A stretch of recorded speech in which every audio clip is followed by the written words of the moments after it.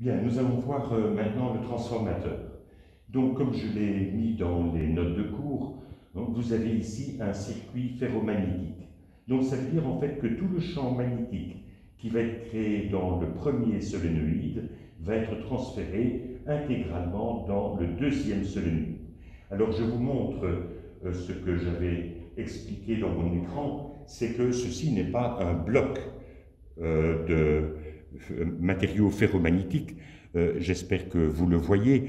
En fait, vous voyez que ce sont toutes des lamelles séparées pour éviter qu'il y ait des courants de Foucault dans le bloc, ce qui donnerait de l'échauffement, et on veut absolument éviter l'échauffement. Donc, toutes les lamelles sont séparées et vous voyez qu'il y a des rivets qui tiennent à ce moment-là toutes les lamelles ensemble. Donc, je referme mon circuit. Et il faut savoir en fait qu'il y a un rapport de 1 à 2 dans le nombre de spires. J'ai ici 500 spires au niveau du primaire et j'ai 1000 spires au niveau du secondaire. Donc je m'attends à ce que ce transformateur double la tension.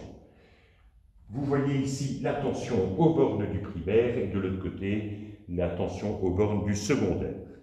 Dans le primaire, je vais mettre une tension de 100 volts. À peu près, vous voyez que j'ai 200 volts de l'autre côté.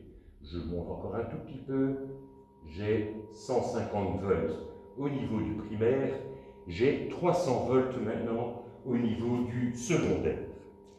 Alors je passe à la dernière étape sur les transformateurs. Souvenez-vous que j'ai parlé du transformateur d'isolation qui avait l'avantage justement qu'il n'y a aucune référence par rapport à la Terre.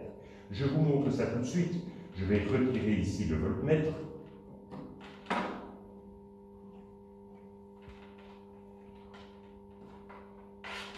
Et j'ai toujours un fil. Et regardez, donc je mets mon doigt dessus, il ne se passe strictement rien. Vous allez dire oui, mais peut-être que justement de ce côté-là, je serai éventuellement en potentiel de la Terre et la tension se trouve de l'autre côté. Eh bien, je vais changer de connexion. Vous voyez, il ne se passe strictement rien.